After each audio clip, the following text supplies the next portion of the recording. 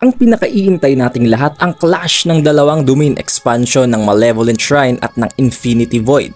At ang kung kaninong domain expansion ang mananaig sa gitna ni Gojo Satoru at ni Ryomen Sukuna na maaring humantong sa pagkamatay ng isa sa pinakapaborito nating karakter sa kwento.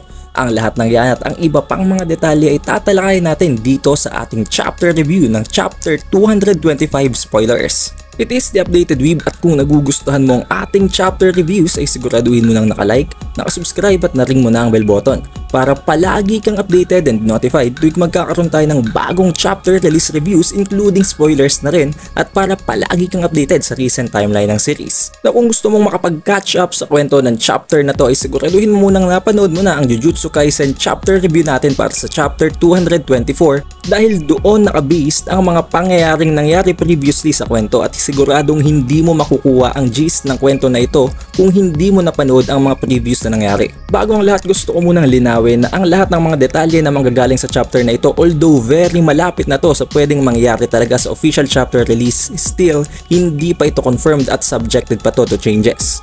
But anyways, let's proceed to the chapter. Makikita natin sa cover page pa lamang na ang title ng chapter 225 ay The Evildoer Hell Battle Part 3. In this cover page din ay nabanggit na ang laban ay magkakaroon at iikot sa gitna ni Gojo Satoru na gumagamit ng Infinity at ng kanyang curse technique na may kinalaman nga sa space. Laban naman sa paggamit ni Sukuna ng kanyang domain amplification na nag-neutralize ng kahit na anong curse technique.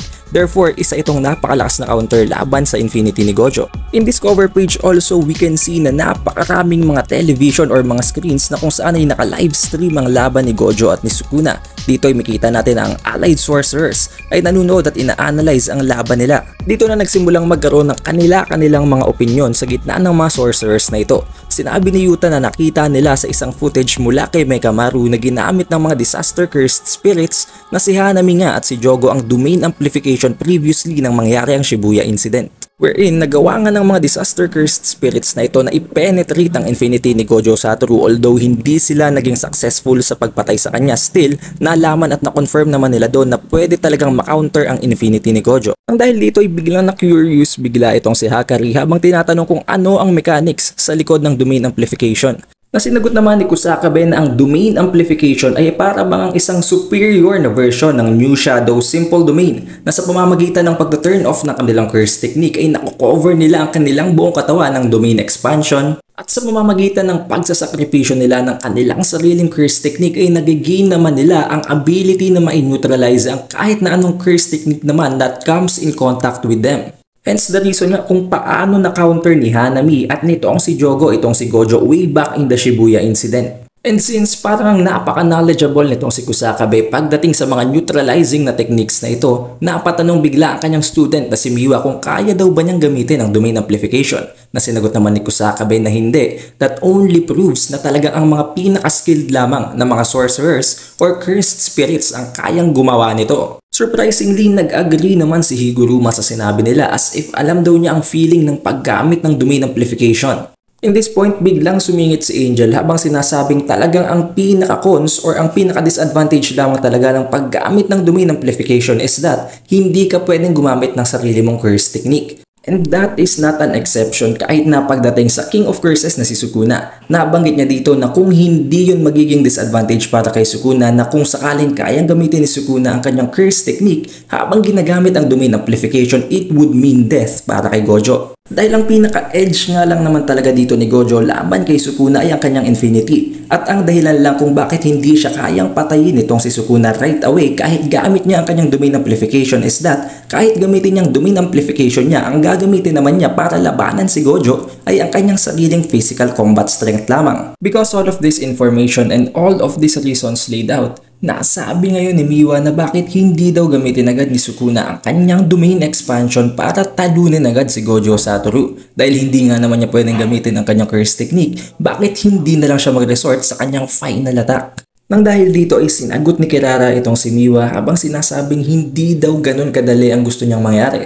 Although pwede nga namang ilatag na lang agad nitong si Sukuna ang kanyang domain expansion, still that will end the battle right away dahil yun nga naman ang pinakamalakas na mga techniques na kayang gamitin ng mga sorcerers. But again, ang pinakapangit na magiging resulta is that pwedeng si Sukuna ang matalo dahil kung gagamitin niya ang kanyang domain expansion, napaka-obvious naman na syempre gagamit din ng domain expansion si Gojo Satoru. And when that happens, victory is very uncertain dahil pwedeng kahit sino sa kanila ay mamatay with just a single mistake or with just the smallest difference in power. Dinagdag pa ni Kirara, hindi man nga lang daw sigurado itong si Sukuna kung kaya daw ba niyang patamaan ng kanyang curse technique or ng kanyang literal na domain expansion itong si Gojo Satoru kahit pa mawasak nito ang domain expansion ni Gojo ng Infinity Void. Because of this statement ay kinonfirm naman ni Yuji na literal daw na tinatamaan talaga ng mga atake sa loob ng domain expansion itong si Gojo. Which means, kahit na meron siyang infinity as long as na-caught up mo siya sa loob ng isang barrier or ng domain,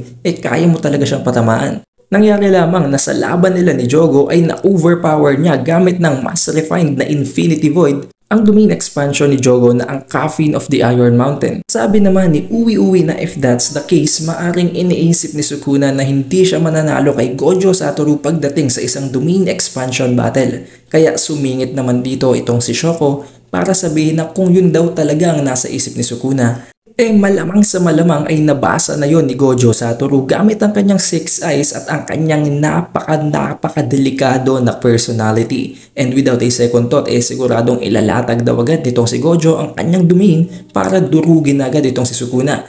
Na para bang ang gustong ipahiwatig dito ni Shoko ay the very fact na hindi mailatag ni Gojo Satoru right away ang kanyang domain expansion only means na may risk din dito para kay Gojo kaya hindi niya ginawa agad. Bigla ding sumingit dito si Choso habang sinasabing hindi daw magiging isang labanan ng kung anumang mas refined na domain expansion ang magiging laban sa gitna ng Malevolent Shrine at ng Infinity Void. Kung hindi isang labanan sa outline ng mga domain expansion kung sakaling si Gojo at si Sukuna ang maglalaban. Dahil mula daw kay Inumaki at kay Yuji ay na-confirm ng dalawang ito na ang domain expansion ni Sukuna na ang Malevolent Shrine ay walang barrier but instead nagkakaroon ng napakalawak na range na nagawa nga niya sa pamamagitan ng pag-i-inflict ng isang binding vow. Nang dahil sa sinabing ito ni Choso, nagulat ang lahat kasama na si Kusakabe, si Kashimo Hajime, si Hakari Kinji, si Yuta at maging si Miwa. Nasabi din dito ni Miwa na imposible daw ang sinasabi nitong si Choso dahil ito nga naman ang pinakaunang beses na makakita or makarinig sila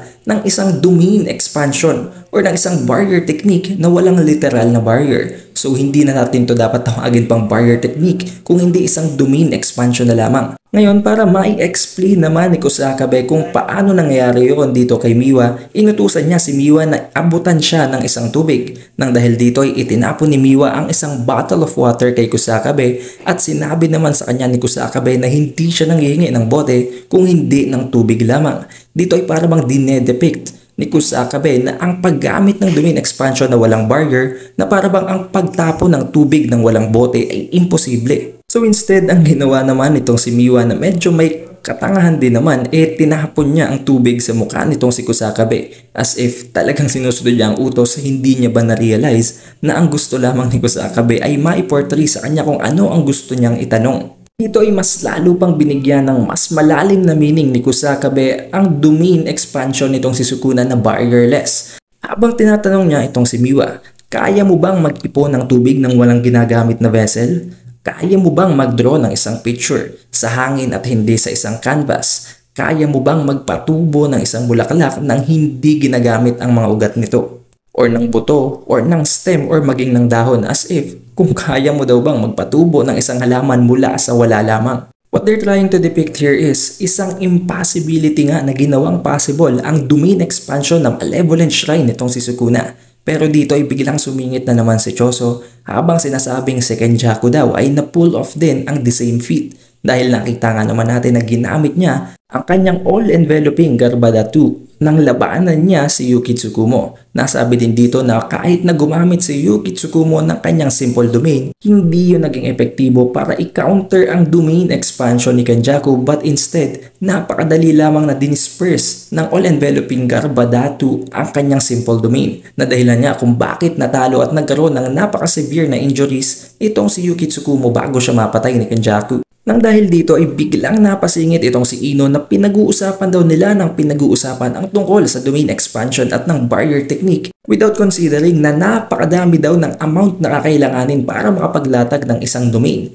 Nasabi naman dito nitong si Inumaki at sinuportahan din naman siya ni Yuta Okutsu na hindi talaga nagra-run out ng cursed energy si Gojo Satoru nang dahil na nga sa kanyang 6 eyes at sa pamamagitan ng paggamit niya ng unending na reversed curse technique. Pero hindi naman nagpatalo si Kashimo Hajime habang sinasabing maging si Sukuna ay isang god-like.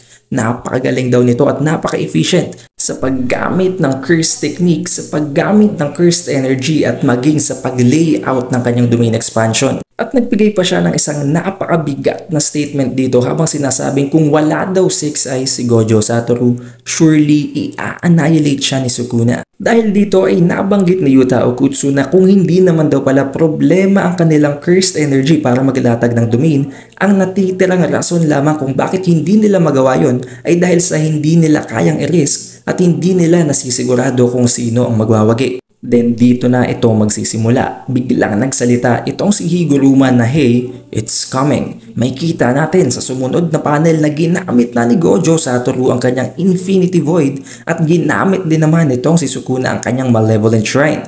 Unti-unti nang nabubuo ang orb or ang parabang sphere na nagkakreate ng barrier ng Infinity Void. At sa loob naman nito ay kitang-kita nating nakatungtong naman si Sukuna sa kanyang Malevolent Shrine. Makita natin sa dalawang ito na talagang napaka-excited at napaka-full of adrenaline ng dalawa at wala silang ibang nararamdaman dito kahit natakot kung hindi ang excitement at ang thrill of the fight lamang. Dito ay nagkaroon na ng narrator's comment na nagsasabing equal. Napaka-equal daw ng paggamit ng Malevolent Shrine at ng Infinity Void to the point na nakaka-cancel out nito ang isa't isa. But what's surprising here is, equal lamang ang dalawang ito sa loob ng domain expansion ni Gojo Satoru. So it means, it is a different case pagdating sa external na battle. Sa sobrang pag-e-expand ng domain fight sa gitna ni Sukuna at ni Gojo Satoru nakarating maging sa labas ng barrier ni Gojo Satoru ang Malevolent Shrine nitong si Sukuna. Maging si Kusakabe, si Miwa at maging si Meimei ay hindi makapaniwala sa kanilang nakita. Dito na na-realize ni Yuji na may mali sa kanilang paglalaban dahil alam naman natin na sa nakaraan pang mga chapter or maging sa animated na parte na ng series na nakipaglaban si Yuji kay Mahito wherein nagawang i-trap ni Mahito si Nanami sa loob ng kanyang domain expansion pero nagawa namang ma-infiltrate yun itong si Yuji dahil mahina ang mga barrier techniques pagdating sa external forces. Dahil nabanggit nga sa previous chapters na ang mga barrier techniques ay nagfo-focus lamang para i-trap ang kanilang prey sa loob ng kanilang barrier na dahilan kung bakit ang external naman na barrier nito ay napakalambot pagdating sa infiltration. Dito na na-realize ni Yuji na nasa dire na situation ang kanyang Gojo Sensei dahil nailatag nitong si Gojo ang kanyang domain expansion but sadly nakarating naman sa labas ng kanyang domain ang Malevolent Shrine ni Sukuna. Now you know what is about to happen. Nawasak ni Sukuna ang Infinity Void ni Gojo Satoru. Mas nanaig ang Malevolent Shrine laban sa Infinity Void. Ngayon nang dahil nga wasak na ang domain expansion or ang barrier technique ni Gojo Satoru, tuwang-tuwa si Sukuna habang si Gojo naman ay gulat na gulat at hindi maintindihan kung ano ang nangyari. And for the very last and final panel, makita natin na finally tinamaan na ang untouchable na si Gojo Satoru at na-slash ang kanyang neck sa pamamagitan ng curse technique ng King of Curses na si Ryomen Sukuna. This is the very first time na makita nating tamaan or mag-take ng damage itong si Gojo Satoru. At ang pinaka-importante pa dito, isang vital spot nitong si Gojo ang tinamaan na ang kanyang leeg. Now, I don't know and I can't confirm it yet kung isa lang ba itong napakasimpleng slash na gumalos lang or parang dumaplis lang sa kanyang leeg. Because it can also be na maaring tinamaan ang buong leeg ni Gojo Satoru at maaring ma-decapitate na siya.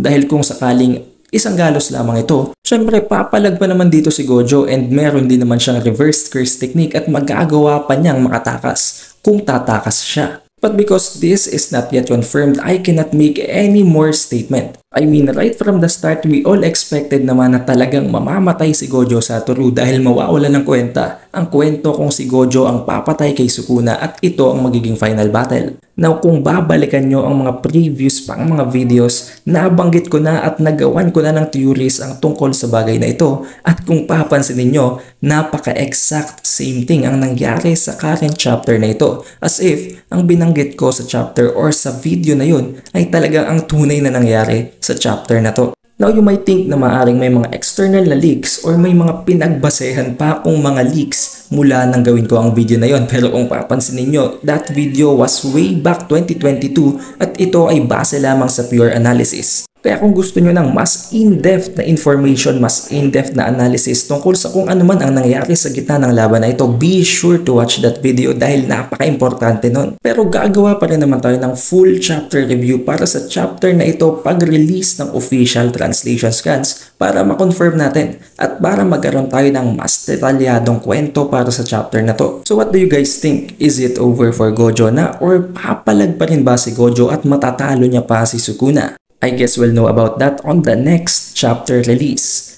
Kung nakaabot kayo sa parteng ito, surely you had a great time. Kaya mag-iwan ka na ng like, mag-subscribe ka na rin at i-ring mo na ang bell button para palagi kang updated and notified tuwing magkakaroon tayo ng bagong chapter release reviews at para palagi ka nang updated sa recent timeline ng series. It is The Updated Weeb and I'll see you on the next one.